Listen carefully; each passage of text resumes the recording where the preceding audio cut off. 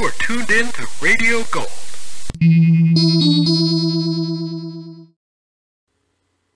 Welcome once again to Radio Gold. As you no doubt recall from the first half of our story, John Steed and Emma Peel find themselves in the proverbial pickle, as this perfectly perplexing puzzle leads them further down the path to personal peril.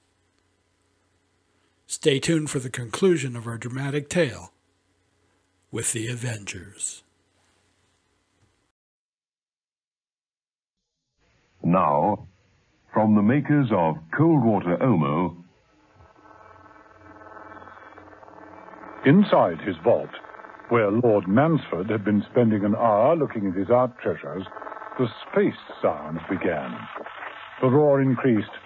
Lord Mansford clapped his hands over his ears. The whole house seemed filled with the screaming sound. Then everything happened at once. There was a blinding flash. The vault clock rang and the door slid open. Jenkins and Mrs. Peel rushed into the vault. This way, Mrs. Peel. There. He must be. There he is. In the corner. That can't be Lord Mansford. He's changed. But it was Lord Mansford. His face was rigid, lifeless, his hair and mutton-chop moustache vividly white.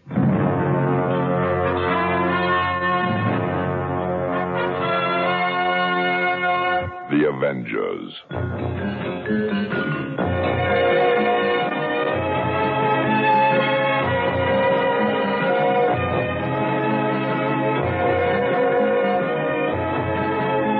John Steed and Emma Peel, The Avengers.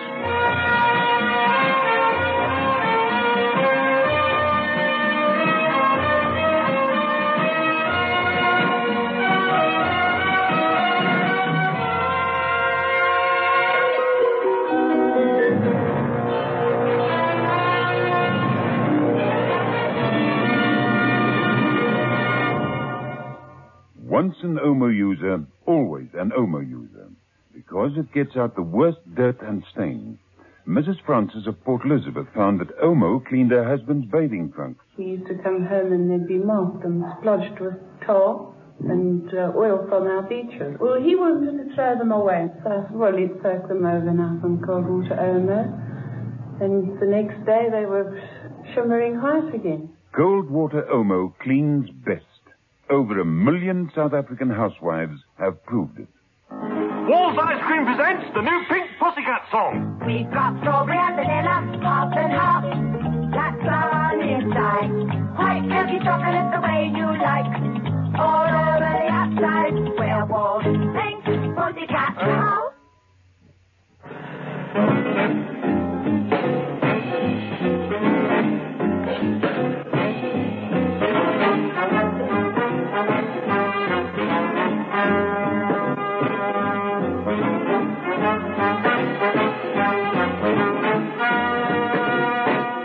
Episode 4 of this story, in which John Steed and Emma Peel become aware that the British Venusian Society is in need of money, and that all contributions are gratefully received from Venus with love.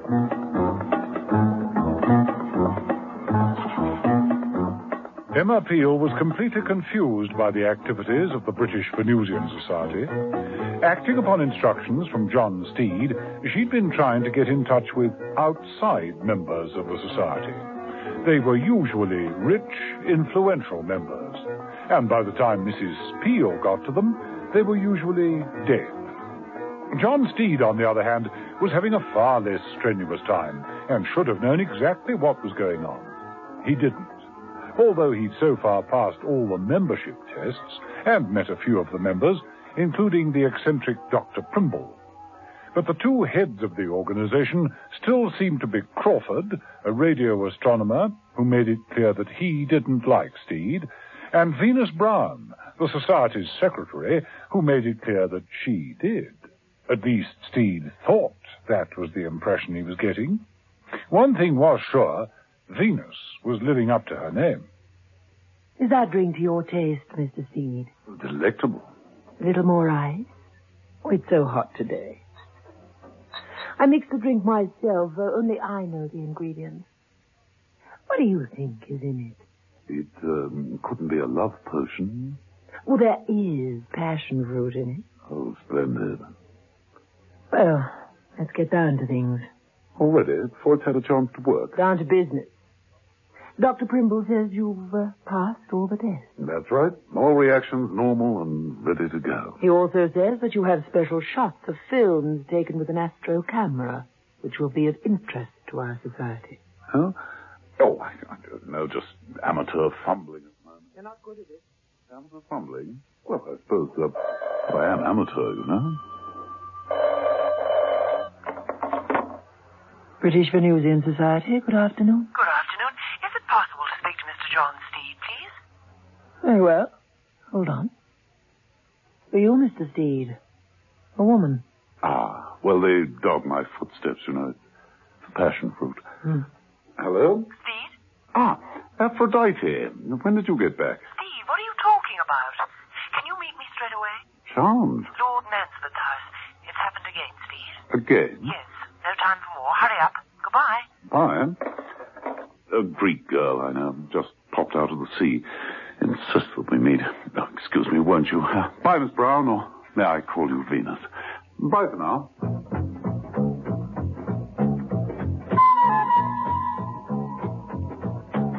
In Lord Mansford's home, Mrs. Peel stood with Jenkins the butler in front of the open vault. They were looking at some photographic prints when Steed joined them. Tragedy, dreadful tragedy. How could it have happened? Photos of the scene of the crime? Strangely enough, yes. Lord Mansford kept all his art treasures in there. There was this door which sealed the place off. When the young lady arrived, Lord Mansford was having a quiet hour with his collection. The timing device on the door was set to let him out at exactly 1 o'clock. 1 o'clock came, and zoom, the usual story. We got in to find him dead. These prints is taken by an automatic security camera set inside the vault door. Looks familiar. Like a fireball against a dark background. Like the shots from Sir Frederick Hadley's camera and the cover of Venus Brown's book. Let's have a closer look. Steed walked into the vault and examined the gaping hole in the vault wall. 6 inches of solid steel. Now, what the devil could have cut through that? Something did. Something more powerful than we can guess. Venusians? I've seen so many strange sights like this in the last few days. Who knows? After all, we've got to the moon. Something's bound to arrive here one day. Has anything leaked out? Not a word. Complete security block. And that duty rota? There's still one man left alive. Brigadier Whitehead. Whitehead? Asking for trouble with a name like that. Did you get in touch with him? Tried. His phone must be permanently off the hook. Brigadier Whitehead's phone was off the hook. The Brigadier was working. That meant he was living in the past, or rather, reliving past glories. Working on his memoirs, not writing a book, compiling a soundtrack. Yes, that's about the volume I want. Now, where was I? Yes, microphone on. That's it. As you can hear, gentlemen, 0 hour is fast approaching. Invasion is imminent. You must counterattack without delay. You had your operational orders. You, Major Collins, will lead the 1st Battalion.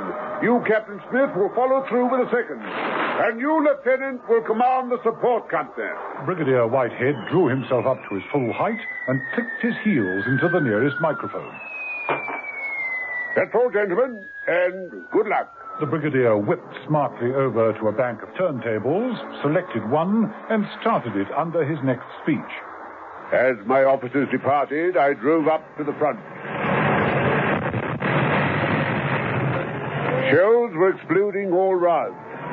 Now, let me see. Where did I put that darn record of the shells? Ah, yes, here we are. The inferno broke out. And suddenly, all the guns were silent. There was just the gray sky and the mud. Not a sound. Brigadier! Brigadier Whitehead! At last. Come in.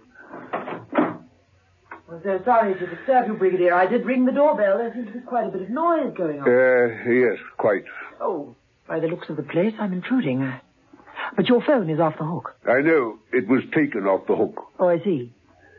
You're, still on your memoirs? How's it coming on? Oh, very well, very well. I've new equipment. Hope to cut a long player on the invasion of Italy. Now, I got to the point where we just landed at Catania. Yes, it was at this point that a messenger drove up. Let me show you. Now, just hold this pickup and put it on when I tell you. Now. I tore open the dispatch. News. Bad. I'd lost my battalion commander. I had to reach O Group. I grabbed the messenger's bike and raced towards headquarters.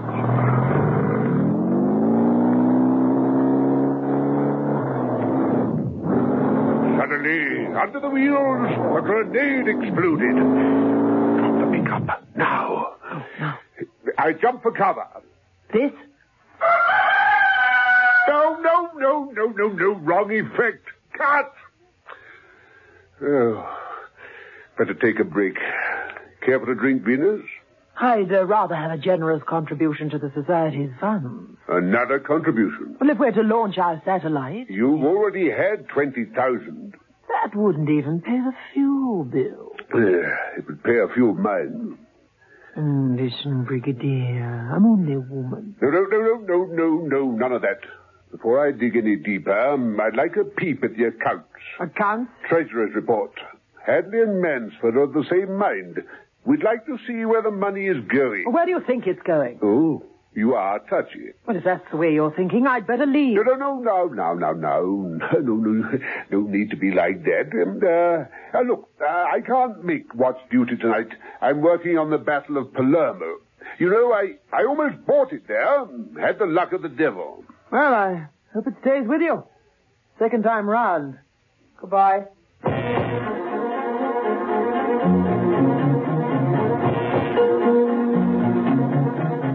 Steed decided to call on Brigadier Whitehead himself. About time he did a bit of outside work, Steed. He drove up to the house and parked his car conveniently near the trees.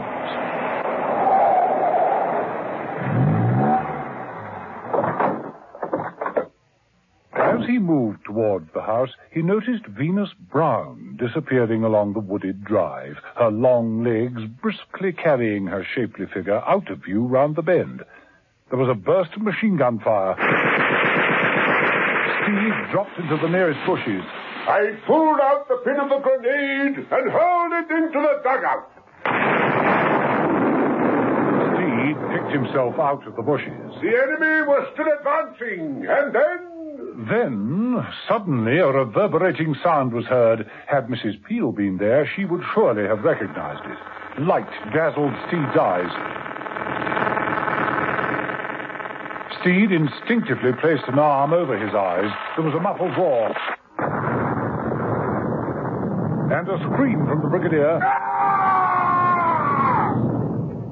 Sounds as though his luck didn't last a second time round after all.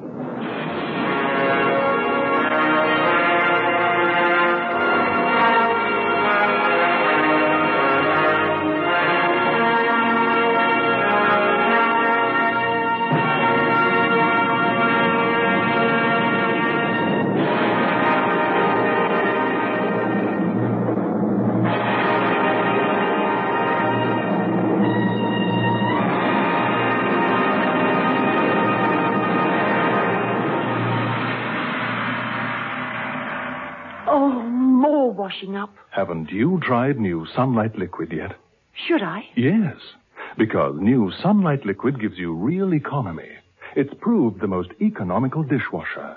1 teaspoonful washes a whole sinkful of dishes Sunlight clean. Sunlight clean? Right.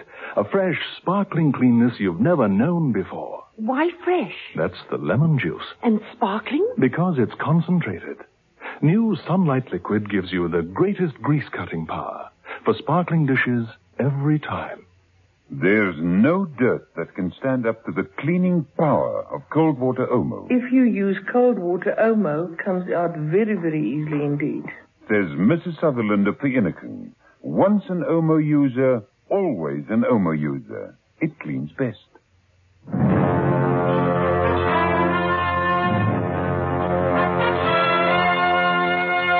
The Avengers.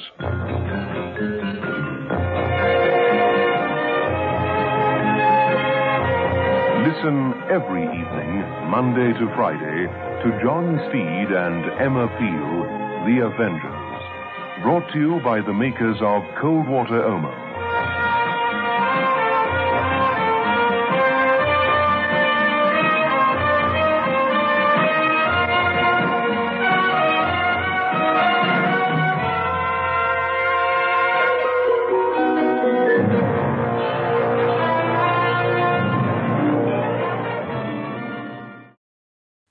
Let's take a short intermission.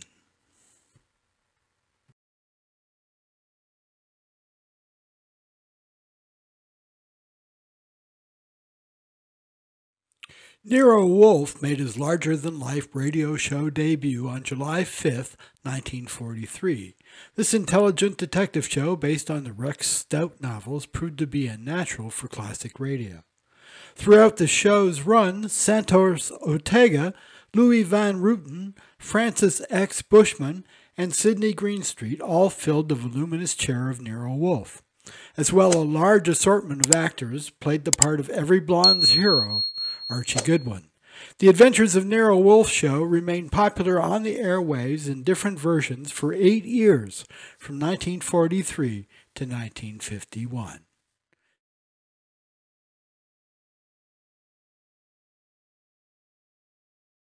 Stay tuned. The penultimate episode starts in a few seconds.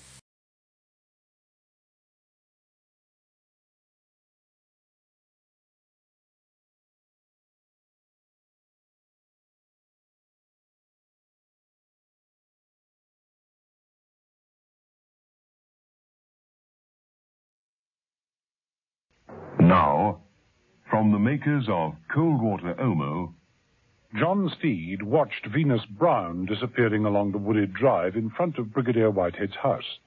He got out of his car. There was a sudden burst of machine gun fire. Steed dived for the shrubbery. The enemy was still advancing, and... Steed picked himself up and advanced towards the house. There was a sudden familiar roar growing in intensity. A light flashed in Steed's eyes. He placed an arm protectively over his face. The sound grew. And then...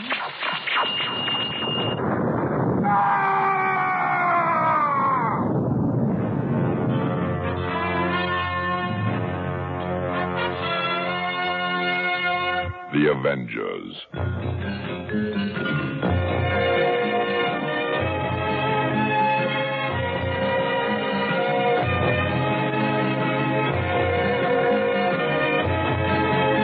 John Steed and Emma Peel, The Avengers.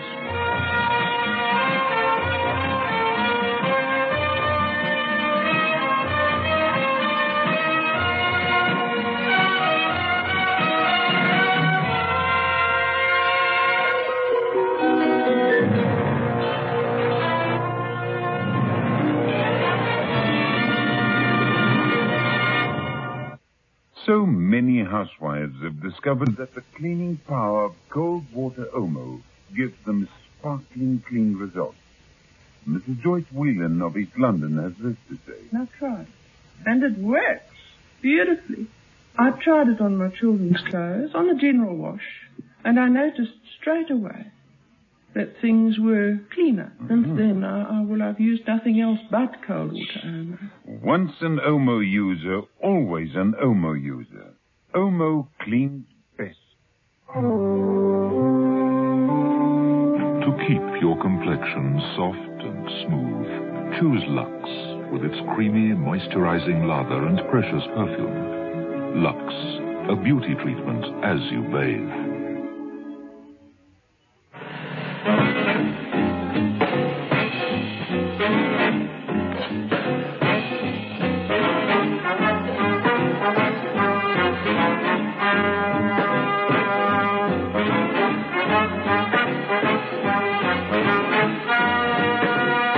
episode 5 of this story, in which John Steed and Emma Peel become even more deeply involved in activities from outer space and wonder how much of this strange phenomenon comes from Venus with love. John Steed had decided to take a more active part in affairs since becoming a member of the British Venusian Society. Whether this was because he felt Mrs. Peel's activities had been too feeble to prevent more sudden deaths, he didn't say. If he had such thoughts, he was wise enough to keep them to himself. Mrs. Peel suggested that he sort out Brigadier Whitehead, the last person on their possible murder list, himself. Steed did so, and arrived, it seemed, like Mrs. Peel was wont to do, a trifle too late. Steed stared at the house. All was now quiet. He made his way through the shrubbery. He was nearly at the French windows that led into Whitehead's study when he stopped, froze in his tracks. A car was coming up the driveway. Had Venus Brown returned? Shouldn't think so. The sound of that engine was vaguely familiar. So, those footsteps. Hello there, Mrs. Peel. Oh, Steed, you gave me quite a fright. Nothing to what you would have had if you'd been here a few minutes ago. Oh? Brigadier Whitehead? Was making a devil of a lot of noise. Sounded as though he was playing war games. It culminated in a horrible scream. He is now strangely quiet. Even deathly quiet. Come on. This way. A few moments later, they were both standing over the Brigadier's body. Everything on this patch of carpet has been bleached white. Look, Steed, even the gramophone record he must have been holding. Gramophone records, tape machines. This is what he must have been doing. They were all the sound effects I heard coming from this window. Steed, look, that tape recorder over there in the corner. That seems to have escaped all the trouble. It's still turning. Yes, so it is. Steed walked over and switched it off. It stopped. He pressed the rewind button. It whirled at a fast speed. He then pressed the forward play button, and the playback commenced.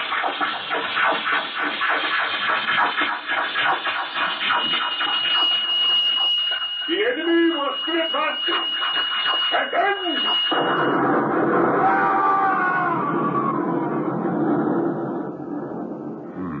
And if we knew what that looked like, we might know the answer.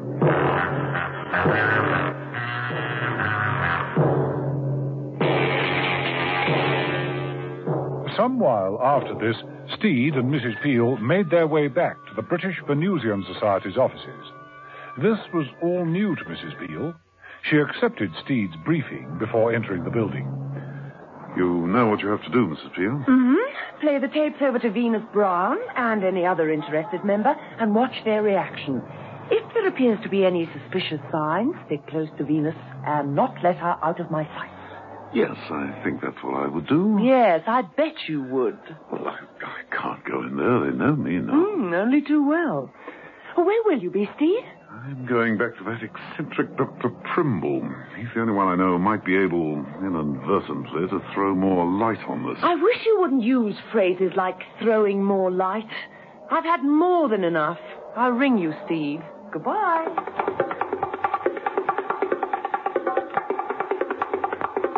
Mrs. Peel, as good as her word, managed to get an appointment to see Venus Brown and played her the tape. When it was over, and merciful silence reigned, Venus Brown said, "Where did you get this from, Mrs. Peel?" I work for a newspaper. It was brought to my editor by a close associate. And why on earth were you asked to take an interest? Oh, they put me on all sorts of crazy interviews. I was also handed these photographs.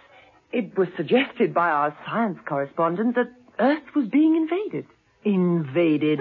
By creatures from the planet Venus, of all places. Photographs can be faked, you know. Oh, I know. You're an expert in the field. I beg your pardon? Oh, not of faking photographs. I'm sure you've never had any need. Thank you. I meant an expert in the planet Venus. You're the secretary here, after all. Tell me, what's your view? Well, they are interesting, of course, very interesting. But I wouldn't like to hazard a guess without a second opinion. I'll call our Mr. Crawford. He's our expert in radio astronomy. That tape is far more in his line. Excuse me. Venus Brown stretched out an elegant hand with long silvered nails and picked up a white telephone. Find Crawford for me and ask him to ring me immediately, please. Phew. It's so hot in here. Do you mind if we have the window open? Without waiting for a reply, Venus moved to the window, opened it, and drew apart the lace curtains. She turned and slipped off the jacket of her suit, hanging it with studied carelessness over the shoulders of a Venus de Milo model that stood on a plinth in the bay of the window. The telephone rang. Hello? Venus. Crawford, you wanted me? Yes. I have a lady reporter here. She has a most interesting tape recording. I want you to hear it. I can't get away right now. Things to do. And try to listen to it over the phone. Do you mind, Mrs. Peel? No, not at all. Mrs. Peel started the tape recording from the beginning. Venus held the earpiece of the phone near the speaker and waited. Eventually... I can't tell over the phone. I'll get over to you as soon as I can. Oh, very tiresome. All right. He says he can't... What the devil? The window. The curtains are aflame. And look at my Venus. The curtains indeed were aflame, and the model of the Venus de Milo was shattered into pieces. The lovely jacket had disintegrated. Mrs. Peel flew to the window, bounded through, and stared out from the smouldering balcony. In the distance, beyond a tall avenue of poplar trees, was the glistening reflection of some sort of vehicle traveling at speed. Missed it again, Mrs. Peel.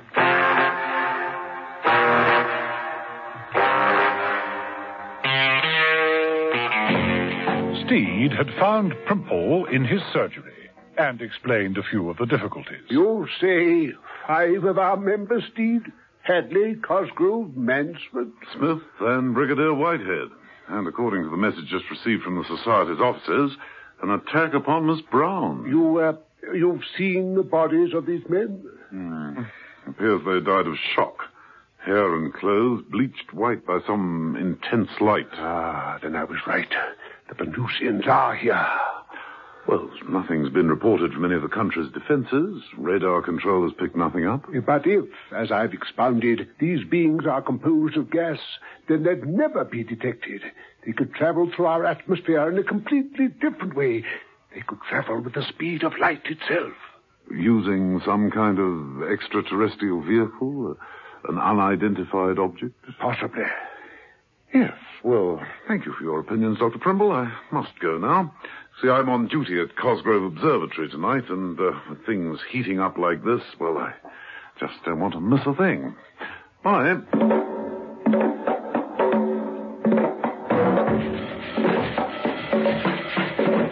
In Cosgrove's observatory, sometime later, the phone rang. Yes, Mrs. Peel?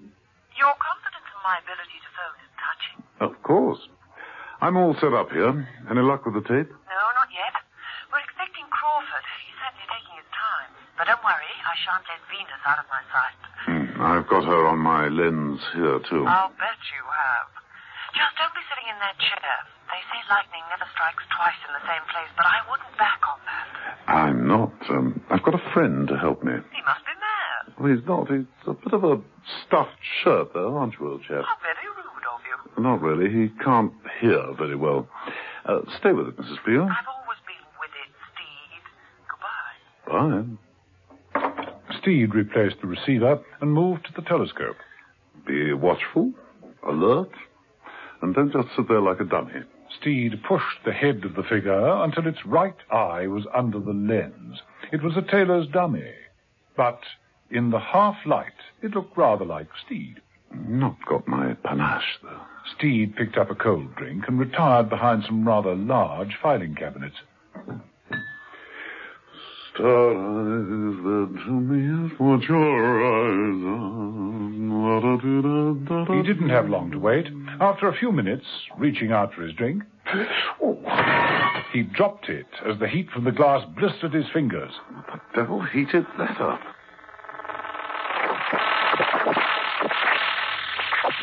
Steed, crouched behind the cabinet, touched his ears and closed his eyes tightly as the sound and the brightness that flooded the observatory reached its peak. After the explosion, the darkness descended again, and there was silence. Steed crawled out of hiding and rushed forward.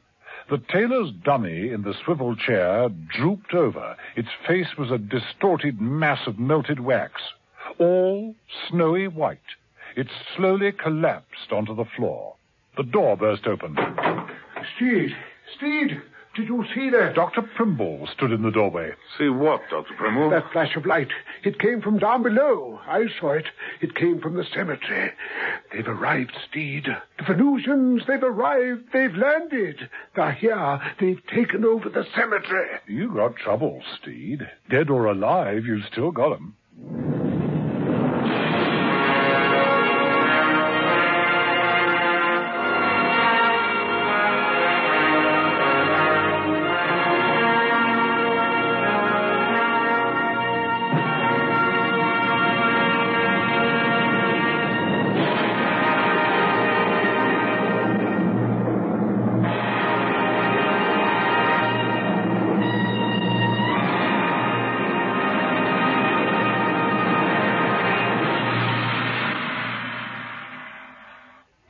And with a final heave on the spanner, Ronnie Miller finishes changing his flat tire in just 6 minutes, 32 seconds. Well done, Ronnie. You play any other sports? I wash the car once in a while. You look very fresh, Ronnie. What deodorant do you use? Shield for Sportsmen, of course. Why? It works. Shield for Sportsmen deodorant won't stick, sting, or stain. In aerosol or roll-on. It's made to keep sportsmen cool and dry. Think what it can do for you. Once an Omo user, always an Omo user, like Mrs. Bodington. My wash is beautiful, and I'm very proud of it. There's nothing like cold water Omo. No dirt can stand up to Omo. Over 1 million housewives have proved it. It cleans best.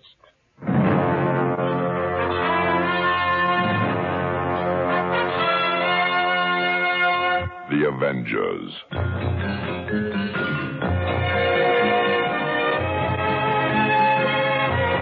Listen every evening, Monday to Friday, to John Steed and Emma Peel, The Avengers. Brought to you by the makers of Cold Water Omo.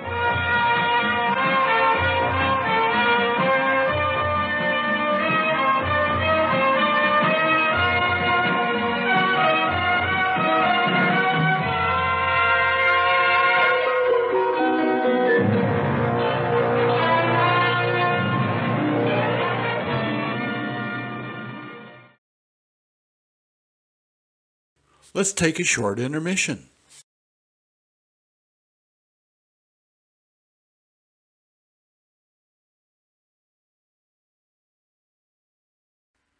Radio Gold is pleased to present these collected rare recordings, 4 adventures of Conan the Cimmerian.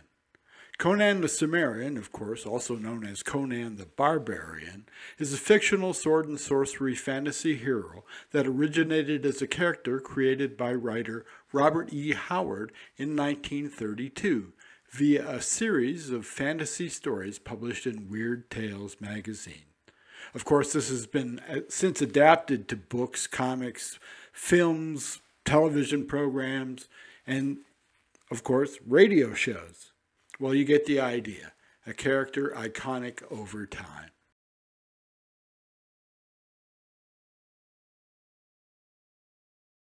Stay tuned for the exciting conclusion of our Avenger adventure.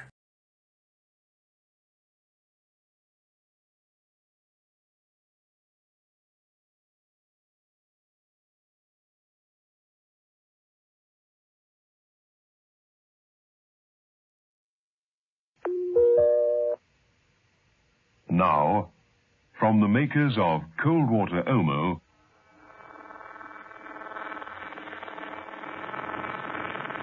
John Steed crouched behind the cabinet in Cosgrove's observatory as the sound and the brightness reached its peak.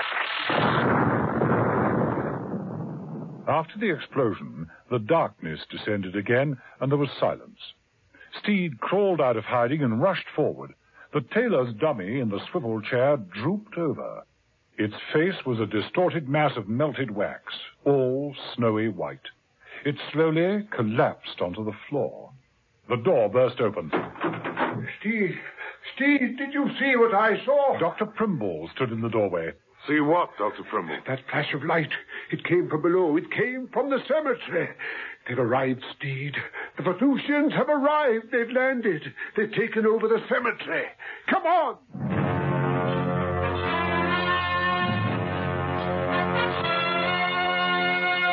The Avengers.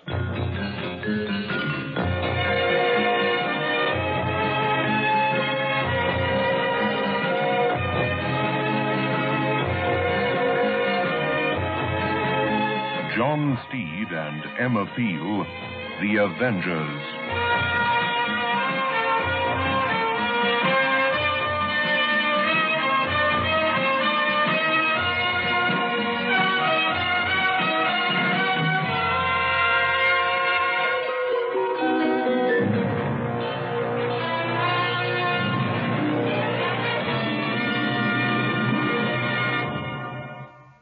Cold-water Omo has really powerful cleaning action. Mrs. Senior discovered this. My husband wears overalls to work, and they come back very sort of greasy and dirty. My girl actually does them by hand in the tub, but she uses cold water Omo, and they're fine, and they come up perfectly clean. They say once an Omo user, always an Omo user. I've stuck to cold water Omo, and I'm still using it. It's the strongest washing powder I've used. Cold water Omo cleans best. Walls Ice Cream presents the new Pink Pussycat song. We've got strawberry and vanilla, half and half. That's on inside. White milky chocolate the way you like. All over the outside. We're Walls Pink Pussycat now.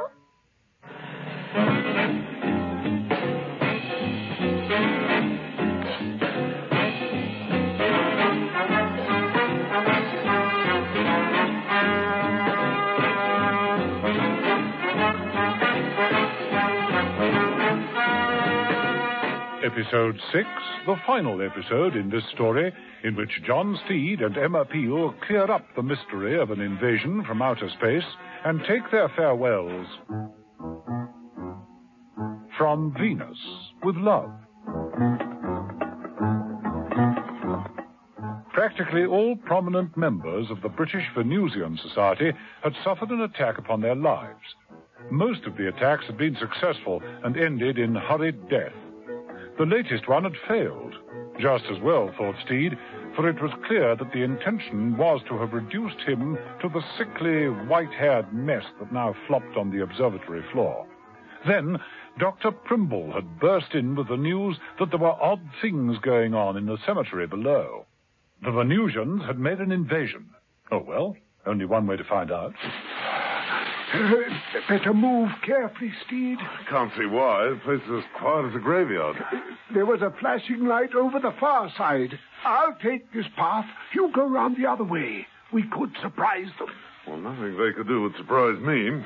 All right, let's see what's on the far side. When Steed got to the far side, there was no sign of Primble, or anyone else for that matter. Primble seems so sure of himself.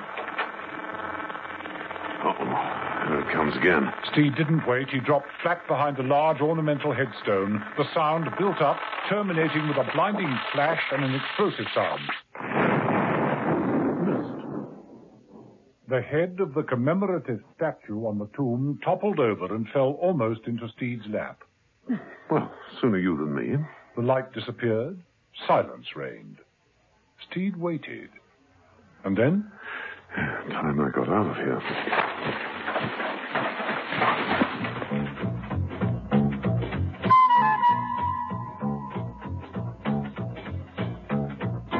But he who ducks and runs away can come back later.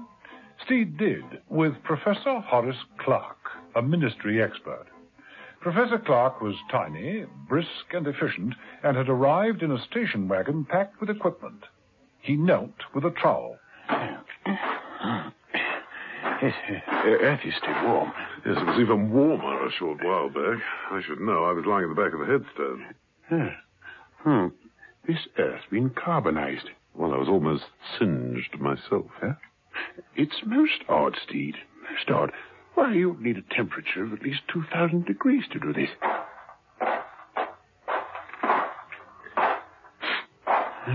Wasn't a flamethrower. Nothing volatile. All I saw was a white light. Just a flash of white light. Yeah. A flash of white light, eh? Yes. Seemed to be attracted to the gravestones. Many of them have suffered, as you can see. What about Dr. Primble? He seems to be badly shocked. He was found on the other side of the cemetery. He had a lucky escape, too, it seems. Swears he saw some kind of spacecraft. The light was mirrored in some way. Mirrored, eh? Yeah. Well, I've got all the sample I need. Only one thing now. I'd like to hear that tape you've got. The tape of the sound the light makes. Well, I've got a copy in my car. This way.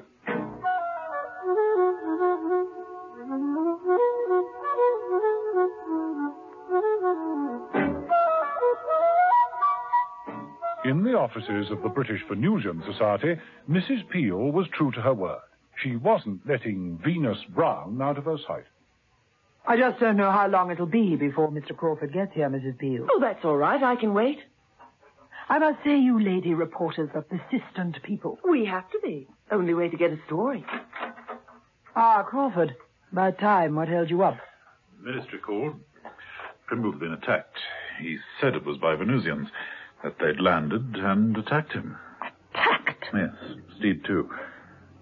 It'll interest you to know that Steed is from the authorities. What? Are you sure? Yes, so's this lady. Mrs. Peel. She's no reporter. She's Steed's partner. Oh, dear. Mrs. Peel made a quick step to the door. Crawford blocked the way. Not just yet, Mrs. Peel. I don't believe in this invasion any more than you do. Or the Venusians? That's a different matter. Come now, do any of us know what's up there? On Venus or Mars or any of the planets? Discoveries always start as a guessing game. We may be right, we may be wrong. If you don't explore, you don't find out. But we shall one day.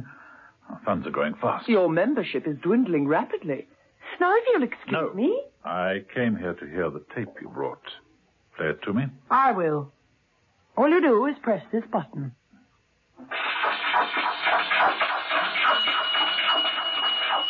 The enemy was still advancing. And then...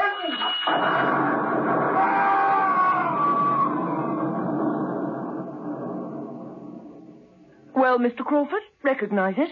I certainly do, Mrs. Peel. I certainly do.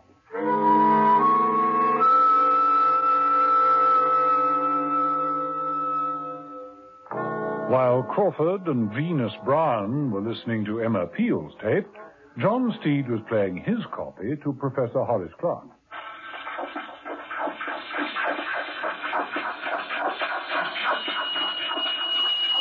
The enemy was still advancing. And then...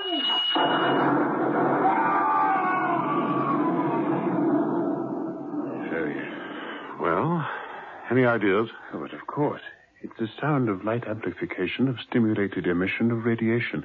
In words of 2 syllables. In words of 2 syllables, a laser beam. Yes, of course. Has a bleaching effect and boils liquid. Plus a very distinctive sound. Now, where are they used? Ah, but of course. Got it. Bright boy, Steed. Back in the British Venusian offices, Mrs. Peel was getting warm, too. You say it's the sound of a laser beam, Mr. Crawford. No doubt about it. Where are they used? All over the place. In dentistry, communications, eye surgery. Eye surgery? Got it! Mrs. Peel made a dash for the door. It took Crawford and Venus totally by surprise. It was one of the quickest getaways Emma Peel had ever made. But she didn't try to escape. She headed for her car and made good time to the home and surgery of Dr. Primble. She made a forced entry through the garage and was doing quite well up the back stairs when... Oh, no, you duck. Mrs. Peel found herself grasped in 2 extremely strong arms. There was only one thing for it. If at first you don't succeed... Stay where you are, madam. Then don't move, unless you wish to have your head blown off. With an ordinary pistol? How unimaginative, Dr. Primble.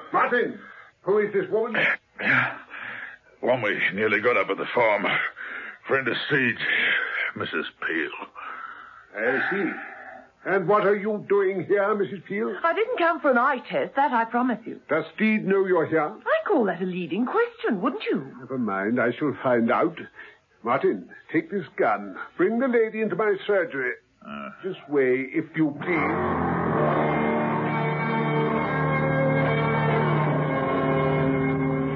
And a short while after that, Mrs. Peel found herself tied rather too securely to one of the sight-testing panels in Primble's surgery. She looked around with interest, particularly at a large, portable piece of electronic equipment on a nearby table. The front section had a gun-like muzzle. It was pointing straight at her. Yes, Mrs. Peel, a laser, but a somewhat advanced model. I'm sure you'd like to see it in action. But first, where is Steed? How much does he know? He's in the book. Why not ring him up and ask him? Martin, we've been hoping for a guinea pig. I think we've found one. Yes, The beam upon her. That's it. Very good. Not from where I'm sitting. Splendid. A sense of humor. You know, mine vanished when the Cuthbert Foundation began to divert its funds from medical research to the Society's space project. Yes, I couldn't beat them, so I joined them. And now I've almost destroyed them. Using the Venusians as an alibi? An original one, you will admit. That's about all I'll admit. This model is remarkably accurate. It can drill holes in diamonds and cut through steel plates like butter. As for human tissue, well, let's experiment. Or do you feel more cooperative? I feel positively stubborn. Your last chance, Mrs. Peel. You've seen what it does to people. Indeed. Oh, well, it's quicker than a peroxide rinse. You will see. I switch it on. Can't have that, you know. Mrs. Peel's a natural brunette. Martin, seize the gun! Naughty. Hey, still, Steed! The laser, Steed! Swing it round! Right, umbrellas are useful, you know. Dr. Primble ended up under the remains of his invention. After all the confusion had died down, Mrs. Peel, free at last, said, Pity about that laser beam. Primble could have made a fortune. The communications business? The laundry business. Think of all those spotless white shirts. Oh, to play havoc with my yellow spotted pajamas. Mm-hmm. Will you join me for dinner this evening, Mrs. Peel? Pleasure, Steve. I'm sending the bill to the British Venusian Society. When they get the bill, they're really going to see stars.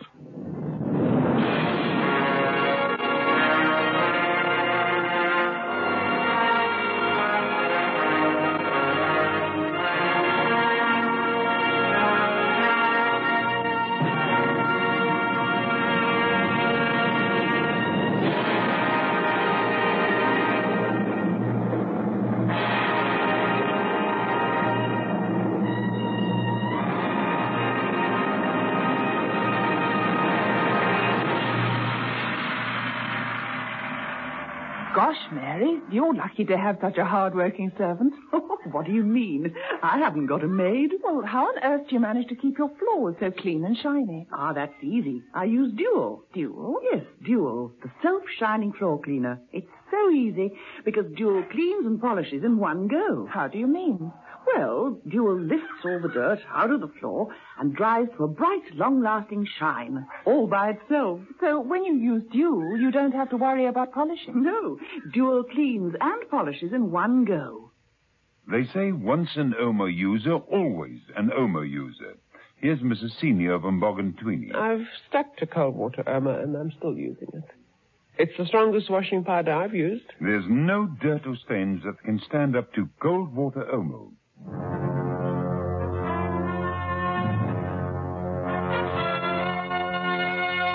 The Avengers.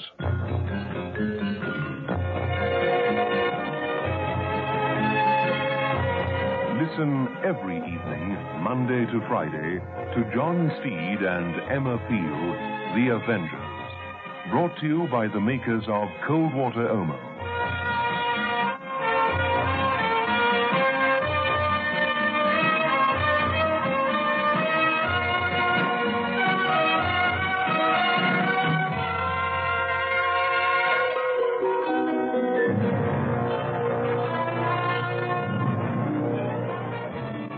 Radio Gold is a 3 9's Fine radio production. See you next time.